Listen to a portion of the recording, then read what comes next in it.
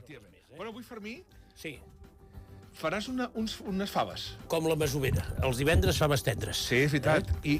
Aviam, què hem de fer amb les faves primer? Com les faràs, tu, avui? Comprar-les i que algú te les peli. Adéu, gràcies. Fins aquí les notícies. Adéu. Bon dia.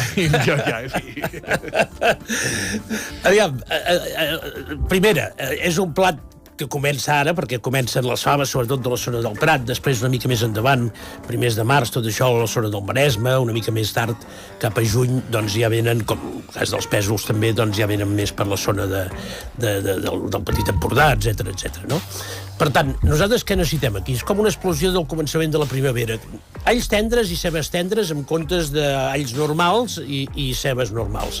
Comencem per això, eh? Sí. Molt bé. Faves. Avui dia te les donen pelades. Aquella escena familiar tan maca doncs, de la família traient les faves de les tavelles, doncs això avui dia es veu menys, però tu mateix, en qualsevol cas, la quantitat que tu necessitis, mira de triar faves que siguin mitjanetes. No t'estic dient aquelles tan petites d'ungla del dit petit, però mitjanetes. Les grosses no, les grosses ja pel bestiar. No, vull dir que no.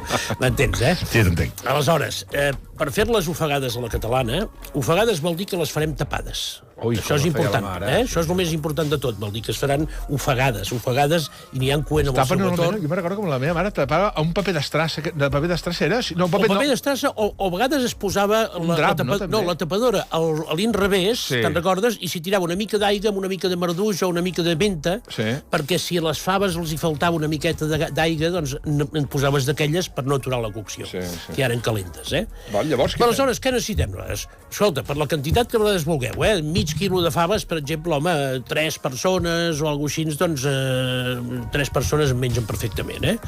Mig quilo de faves pelades. Què necessites per això? Doncs, per exemple, mitja dotzena d'alls tendres. Els peles i els talles, d'una manera una mica grollera, Un parell de cebes tendres, picades també d'una manera una mica grollera. En acabat, cansalada, 100-150 grams de cansalada. Si és cansalada del coll millor, la talles a deuets i la comences a sofregir amb una cassola, amb la que tu cuinaràs el plat, amb una mica d'oli d'oliva. Que vagi fent, que es vagi enrossint. A mig fer, per entendre'ns, tu ja hi tires els alls tendres i les cebes tendres, que també vagin fent allà. Un pensament d'anís